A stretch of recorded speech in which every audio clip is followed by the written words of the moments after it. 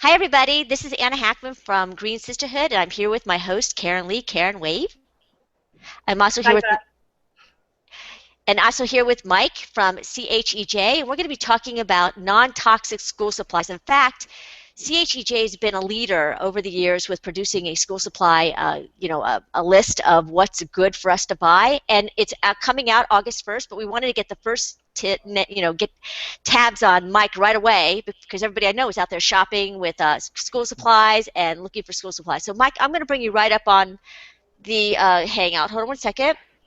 And Mike, give us a little feedback about why should I worry about my school supplies? I mean, you listed a ton of chemicals on hmm your previous 2012 school supply list. So give me a little lowdown about what's the chemicals I should be worried about.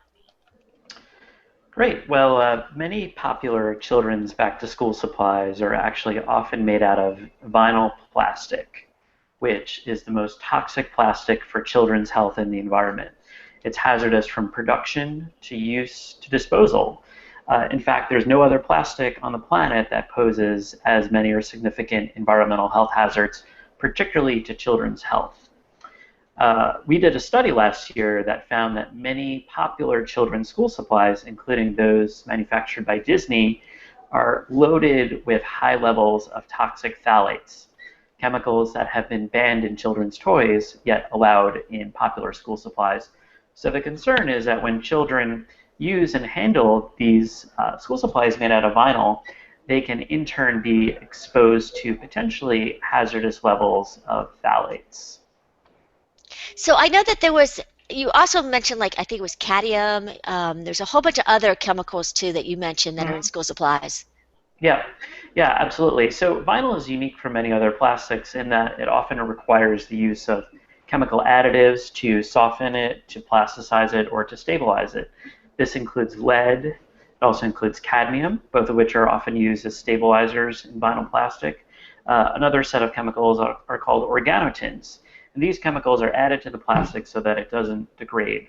And unfortunately, these chemicals are not bound to the plastic, and children in turn can potentially be exposed to them when they handle them, when they touch them, etc. Additionally, chemicals called phthalates are commonly added to vinyl to make it soft and flexible. Phthalates are referred to as plasticizers, so you can't make a flexible vinyl product without some sort of plasticizing chemical. Go ahead. When you mentioned all these words, some people, like with Karen, and we kind of know what these words means, and we Yeah. understand, how detrimental they are to our health. But there's a Mhm. lot of people who don't. So what do phthalates and cadmium and lead? Why should I care? I'm just Yeah. your average mom. I'm going to go buy my daughter a backpack, and why should I be afraid? Yeah, well, in recent decades, a growing body of scientific evidence has shown that children are uniquely vulnerable to harm from chemical exposure because their bodies are developing, because their brains are developing, because of their unique behaviors. Even very, very small levels of exposure to certain chemicals can potentially have lifelong health hazards. Phthalates, which I mentioned, are commonly added to vinyl and have been linked to a range of health hazards in children, including asthma. Asthma is the number one chronic childhood illness affecting children in America today. Phthalates have been linked to asthma. Phthalates have also been linked to many different reproductive health problems, including decreased fertility, early puberty in girls, which is a risk factor for breast cancer. They've been linked to certain types of cancer. They've even been linked to developmental problems, including autism. So, for example, a study was published a couple of years ago that found that children who live in homes with phthalate-laden vinyl flooring are twice as likely to have autism. They've also been linked to other health problems, including ADHD and obesity. And that's really just the tip of the iceberg. Lead has been linked to many neurodevelopmental or brain problems. So the use of vinyl products, when children handle these products, when they use them, they in turn can be exposed to these chemicals. Our investigation that we published last year found that 75% of children's back to school supplies that we tested contain levels of phthalates so high it would be illegal to sell them if these products were toys. And that's because in 2008, Congress passed legislation banning phthalates in children's toys. And while phthalates have been banned in toys, unfortunately, they continue to be used in many common children's back-to-school products like backpacks and lunchboxes, even binders and children's raincoats. In some cases, we found that the levels of phthalates were over 50 times higher the federal safety standard. So unfortunately, when we go shopping for our children for back to school, we may in turn be purchasing school supplies that are hazardous to our children's health because they may contain high levels of toxic phthalates, chemicals that have been banned in kids' toys. So I know that we can't talk really, we can't share the report yet, which by the way we will link on Thursday, which is August 1st when it's out. But having looked back at 2012 and getting a little sneak peek preview of what 2013 looks like, one thing that I wanted to, if you could go through us and explain how there are alternatives and what kind of alternatives there are, and price point with not the price point itself. Like people say, oh, I can't afford that. But on your list, you had a lot of Walmart and Target that are carrying, PVC products. So let's go through some of the things, like starting with backpacks being the most obvious. Yeah, so we're actually releasing our 2013 guide. Actually, I have a confidential preview of it right here, which we'll be posting in just a couple of days. And yeah, the good news is that there are plenty of safer and healthier alternatives that children can purchase, or that parents can purchase for their children, from backpacks and lunchboxes to 3-ring binders, even computers. Our guide features a listing of the most common school supplies that are typically made out of vinyl and safer alternatives in over 40 different product categories, so that when parents are shopping for their children for back to school, they can easily identify not just manufacturers but also retailers that offer and that sell these products. It's a guide that's over 20 pages long. We put it out for free as a service to consumers and parents that are shopping for their families. And we also have a wallet-sized version. It's basically a one-page tip sheet that consumers can download and carry with them when they're shopping at the store. And both of these resources will be live on our website for free as of this Thursday morning, Thursday, August 1st. Now, Go ahead, Karen.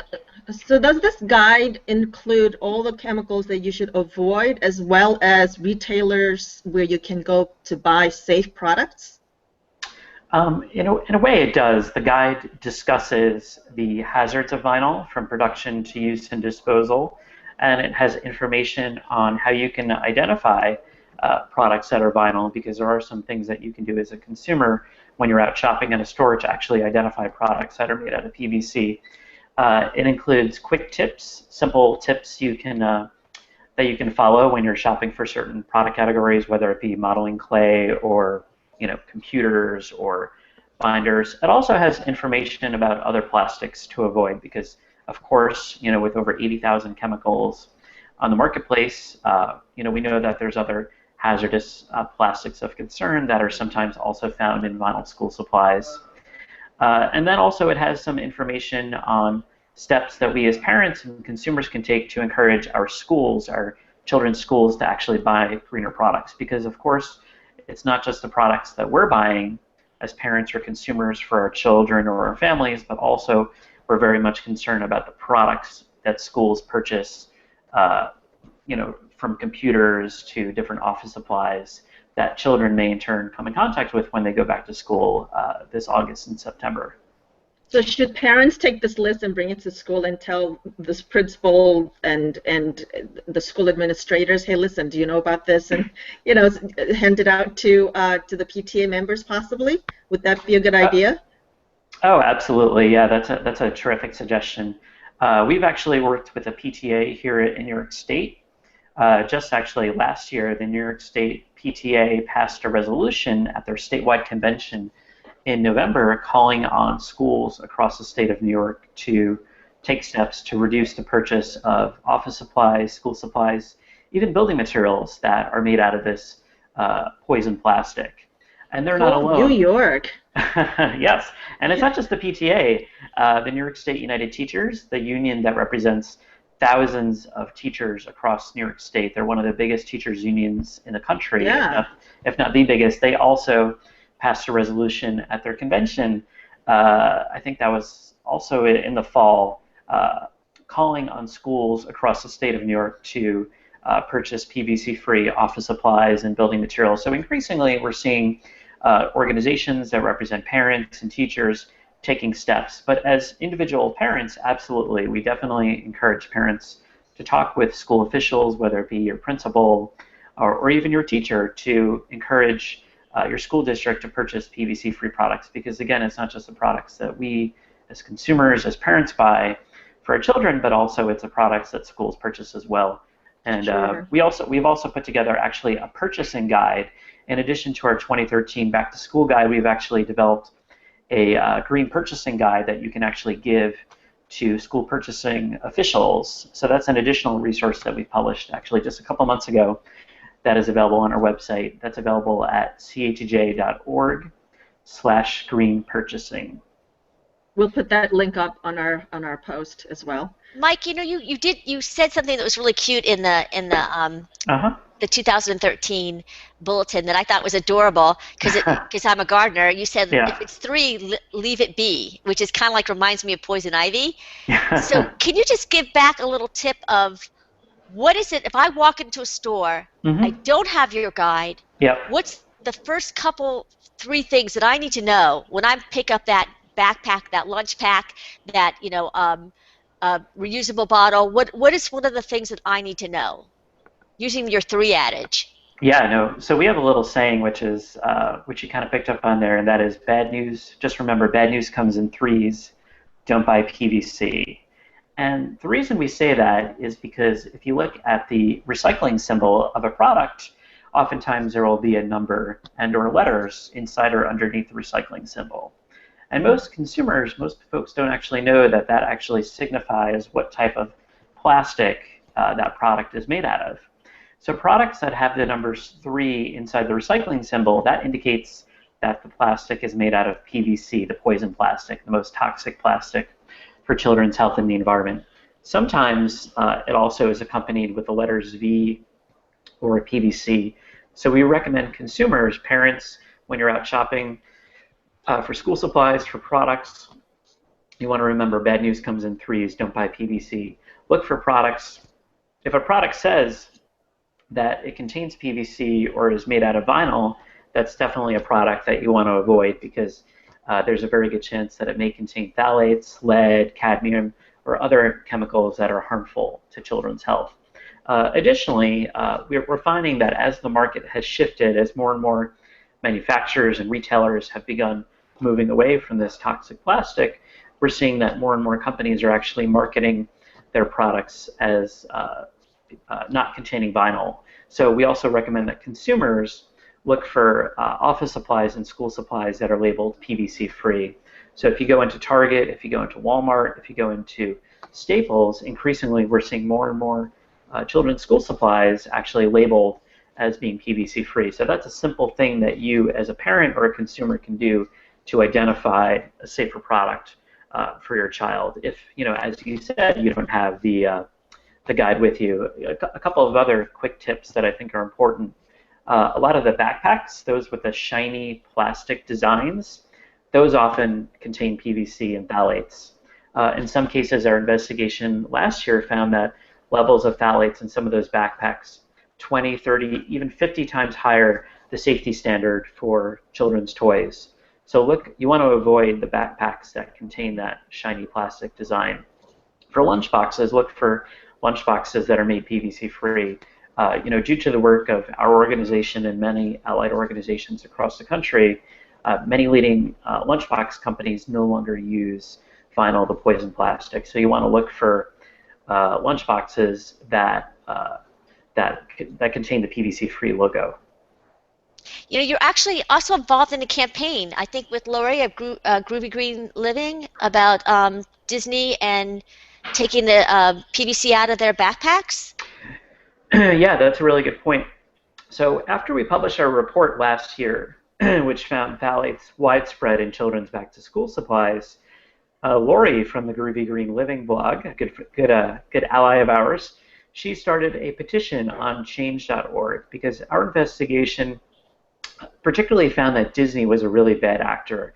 We found many popular Disney children's school supplies, including a Princess lunchbox, including Spider-Man lunchboxes and backpacks, which are owned by Disney, are really loaded with high levels of toxic phthalates. So after Lori read our report, she went ahead and started a petition on change.org calling on Disney to phase out these chemicals. And the petition, thanks to Lori's leadership, took off like wildfire. The petition has been signed by over 65,000 concerned parents, moms and dads across the country. And the reason we're calling on Disney to take action is because Disney is the world's largest licensor of consumer products. So they have enormous power over the marketplace. And as parents and consumers, we like to think that Disney products are safe for our family. This is a brand that many of us grew up with. This is a brand that we thought we could trust.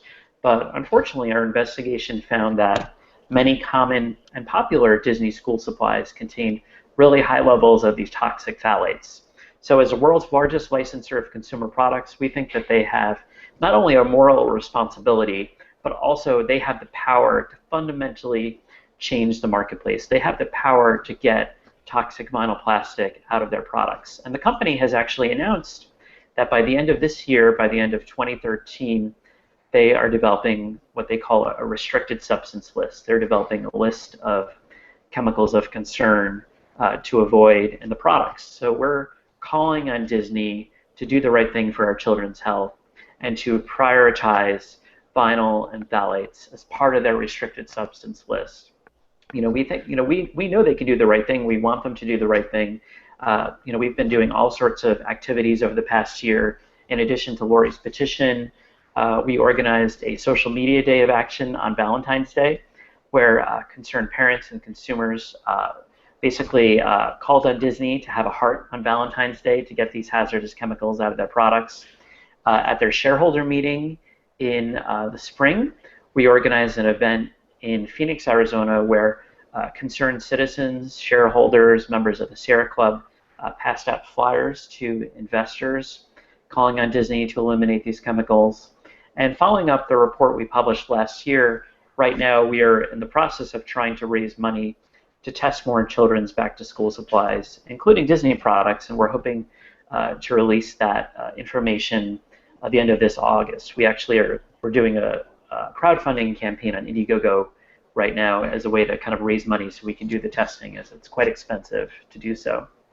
And what's your goal? So you're gonna give us that. You're gonna give us that link so that we can also post it on the post. We're like the billboard of all the activities that you're doing. But I have a question. I mean, you would think that if it's bad for toys, we would be bad for any children's products, including school products. So how do they ban on toys but not ban for school products? I don't understand the logic behind that. Yeah, I mean, it doesn't make any sense to me either. I mean, to anyone, it really makes no sense whatsoever. Unfortunately, as I'm sure you both know, our chemical safety system is fundamentally broken and fundamentally flawed. There are over 80,000 chemicals in the marketplace today, and roughly about 200 of those have only been adequately tested for safety. So we have thousands of chemicals in the marketplace that have never been comprehensively tested for safety. In 2008, in response to millions of toys that were recalled because they were contaminated with lead, Congress actually, which was signed into law by President Bush, Congress passed legislation banning phthalates in kids' toys. Now, unfortunately, the ban really didn't apply to many other popular consumer products that children come in contact with, such as school supplies. So while phthalates have been banned in toys, it's completely legal for businesses to continue using them in school supplies and products like backpacks and lunch boxes, and as well as many other products that we find in schools, like vinyl flooring, for example, that children come in contact with on a daily basis. Additionally, and loose leaf binders that all the kids use. Exactly. Right? I mean, while it was a very, very important piece of legislation that many advocates, many concerned green bloggers, parent bloggers supported and rallied around, it really did not go far enough in terms of protecting kids from hazardous chemicals. Additionally, the ban on phthalates really didn't address the fact that you can still make a vinyl toy with another plasticizer. And as I alluded to before, the manufacture and the disposal of the plastic is fundamentally hazardous. There's no safe way to make this plastic, and there's no safe way to dispose of it. So even if you have a children's toy that doesn't contain phthalates, the plastic toy itself is fundamentally toxic because of the way that it's manufactured and eventually disposed of. And that's really one of the things that makes vinyl unique from most other plastics that we find in children's products and consumer products. Go ahead, Karen. We actually have a question, so I want you to finish yours. We have a question on the side, Karen. So go ahead. Okay. So one observation that I have is that Disney products are not that cheap. Because they're licensed, right? So they're very expensive. But how about those people? So even if you get Disney to not use these toxic chemicals on their products, you know you're going to go to the dollar store and get a knockoff or something that is not a real Spider-Man, but they're imported and they're like 1/10 of the cost of what Disney licensed products are. So by Disney saying, okay, we're not going to use these, but then people will go to dollar stores and other stores where it's not Disney, but they still have these toxic chemicals. So it seems like it should be banned across the board, whether they're imported or manufactured here. Probably most of them are imported, but it sounds like, I know this is idealistic view, but it should be banned, period. It doesn't matter who's making them. Absolutely. Yes. Absolutely. Right. Yeah. Yeah, I mean, one of the things we actually did in our testing last year is that we bought all the products in New York City where I live and work. And a number of the Disney products that we tested were actually licensed by Disney, but not actually sold at the Disney store. And they were sold in dollar store type stores. So Disney does market or license some products that are somewhat affordable, I would say, particularly some of the lunch boxes and rain gear. But one of the key reasons that our campaign is really focused on Disney is because, as I stated before, they're the world's largest licensor of consumer products. So if we can get them to adopt a policy, this would set a major global precedent. Many companies around the world, if you buy, say, a backpack that's made by Disney, chances are there are probably 50 other companies that aren't Disney that also get their backpacks manufactured in the same factory. Right. So a lot of times, actually, companies will source their products from the very same factory.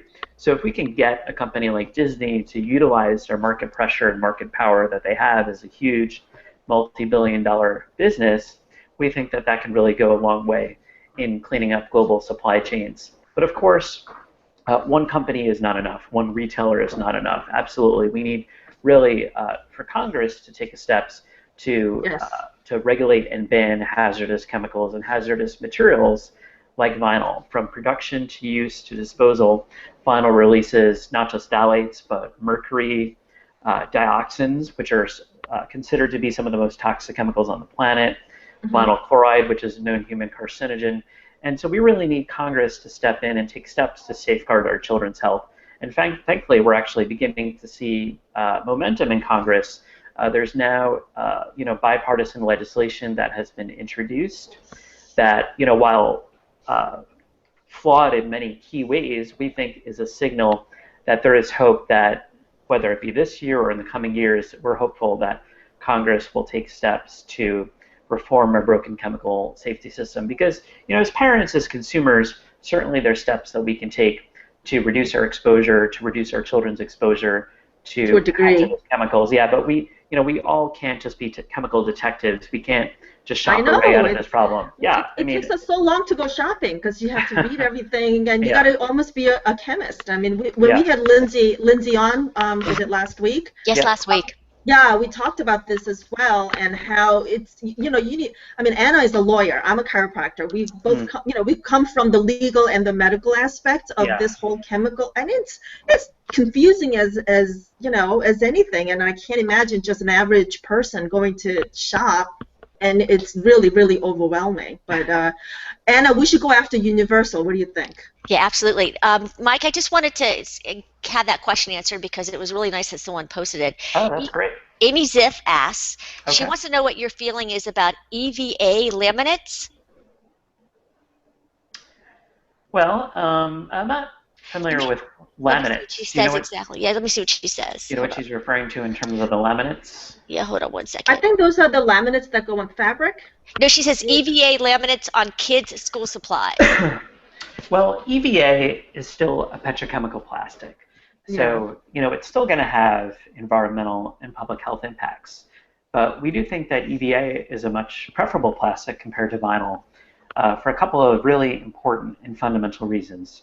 For one, it's not a chlorinated plastic. One of the key reasons that advocates have been calling for a global ban on PVC for over 20 years now is because PVC is a chlorinated plastic. So when it's manufactured and disposed of, it releases dioxins, chemicals that persist in the environment, that build up in our bodies, that build up in the food chain, and that are hazardous at really very low levels of exposure.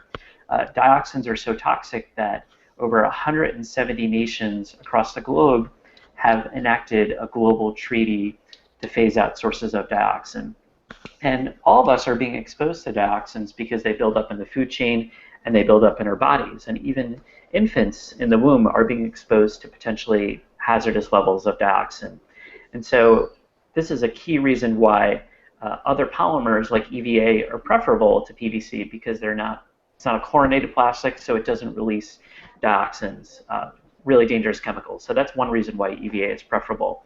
Another reason why EVA is preferable to vinyl is because it doesn't require the use of phthalates to soften it or to plasticize it. And this is really a big issue for our children's health because when consumers when they use vinyl plastic products, the phthalates are not bound to it. They can off-gas, escape into the air. When children touch them, the phthalates can be absorbed into their skin. They can breathe them in. The phthalates tend to cling to dust when they're released. And so when children handle vinyl products, when they breathe in air, they can be exposed to that dust. And if you look at testing that the federal government has done, if you look at testing that the Center for Disease Control has done, young children, particularly young girls, face the highest exposures to phthalates. And so because because EVA plastic does not release dioxins because it's not a chlorinated plastic, and B, because EVA plastic does not contain phthalates, from an environmental and public health perspective, EVA is a preferred and safer alternative compared to PVC. We're not saying it's perfect because it is still a petrochemical plastic. However, it's much safer for our children's health when you compare it to vinyl. So we definitely recommend EVA over vinyl, especially when it comes to children's back-to-school supplies. That's great. And actually, I want to do a couple shout-outs because we have an article from Katie, who's a teacher in our group from the Green Sisterhood, who did a great article, by the way, talking about the difference of using plastic versus a reusable God, I'm having trouble today. Using a reusable bottle that's plastic versus stainless steel versus glass, and from a teacher's perspective. So I urge everybody to go read that. We will link it in the comments also because it was a great article. In fact, some of the people like Clean Canteen, we recommended it are on your list. And also, like Karen also said that Lindsay Dahl of Safer Chemicals also talked specifically about what you were talking about the Safer Chemical Act and the Bipartisan Act, and how we all need to be cognizant of it and help get our senators and representatives aboard to support the act. Now, you have coming out in August 1st. It'll be on your website, and that will just be on the home page, or is there a specific link? Yeah, that will be at CHEJ.org. You'll see it on our homepage as of Thursday morning, this Thursday. And the URL of the specific guide should be chej.org/backtoschool2013. And again, that'll be live as of this Thursday. And you mentioned there's a wallet size that people can download as well. Yep. Yeah, we put together a wallet size version every year because the guide itself, it's 20 pages long, so it's a lot to read, it's a lot to carry.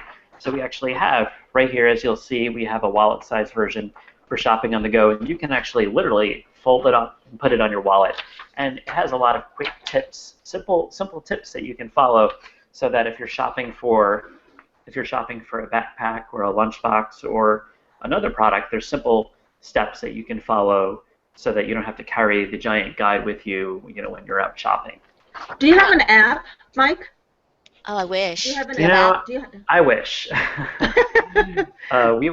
We've looked into that before, and we're a relatively small nonprofit organization. Even though we're a national group, we just don't have the financial resources to put together an app. We would love to partner with a firm, a graphic design firm, to put one together. So if there's anyone that's out there that's listening, that's watching this video, we'd love to work with you to develop an app.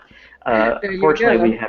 we have not done one yet, even though it's been on my bucket list for a couple of years now. There goes another Kickstarter campaign for you. Yeah, Yes, yes. absolutely. And we'll also list your Kickstarter campaign so people want to, this is great what It's you're on doing, Leslie. Indiegogo, right? It's on Indigo. Indiegogo? Yeah, Yeah. Okay. it's on Indiegogo, and Indiegogo is pretty similar to Kickstarter. The reason we use Indiegogo is because if you don't raise all of your funding on Kickstarter, you get nothing. Right. But with Indiegogo, if you raise, even if you Whatever raise, you a little bit, you get, all of it, no matter what. And we're actually really hopeful. We're getting really close. So we started this campaign on Indiegogo because we wanted to test children's back-to-school supplies. We think that parents have a fundamental right to know what's in the products that they Sure. buy for their children. Right. And our investigation last year found that many popular children's school supplies contain high levels of these toxic chemicals. And so we want to do another study to find out whether or not that has changed or not.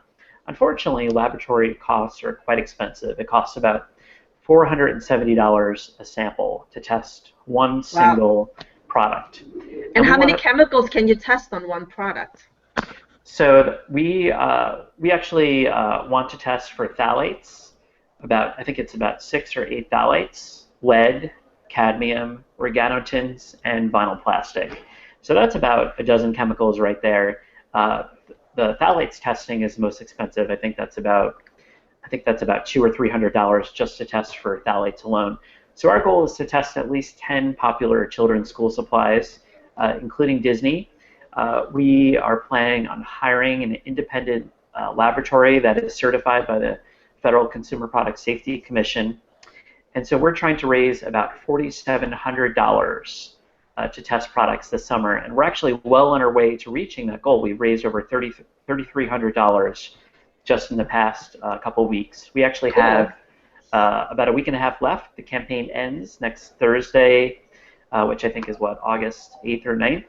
So we're actually well on our way. And if folks want to get involved and support that campaign, we greatly appreciate it. The URL for that is bit.ly/safer school supplies.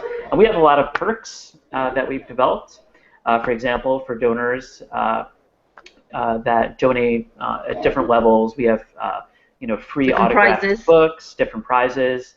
Okay. For if there's any folks that are feeling especially generous, you can even have lunch with our founder and executive director, Lois Gibbs, Ooh. who is a national environmental leader who has been working on children's environmental health issues for over 30 years. We also, for folks that give at a certain level, you can actually even get the test results before we release it to the public. So Nice. we're getting really close, and we're really hopeful that we can reach our goal. And anything, even $5 can really go a long way. Sure. Enabling we'll us to test more school supplies. Yeah, absolutely. We'll put that link up on our post as well. Terrific. Great. Thank you. Mike, it's been a pleasure, and thank you so much for all the hard work that you're doing on the guide. I just want to remind everybody, next Tuesday we have another great guest. We have David Andrews, who's with the Environmental Working Group. Oh, great. Yeah, and we're going to be talking about bug repellents, another issue that you really need to listen to because what we're spraying on ourselves is not healthy. And kids. And kids.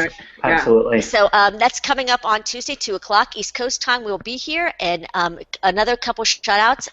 One of our favorite suppliers is on your list, Mighty Nest, who also furnishes a lot of great non-toxic back to school, and as well as just because you think that it's non-toxic and it's going to cost more money, like Mike has in the guide, there's Walmart and Target are some of the suppliers on your list, so there are affordable options. There's Staples, there's Office Depot. It's not a question of, okay, I got to pony up twice the amount of money to get a non-toxic product. So make sure everybody reads the list. August 1, it'll be on our website, Mike's website, probably all over the place on the internet. And if there's any questions, please ask in the comments, and Mike will get back to you on those questions. We'll make sure that he sees the questions and get an answer on them. And Mike, I'm sure we're going to have you on plenty of times again, because you guys are doing a great job. Great. Yeah, thank you. Yeah, thanks everybody so for much. watching, and thanks Mike again. Thanks a lot. Really appreciate it. Bye. We'll see you Take next care. week. Okay, Bye-bye. bye, Mike.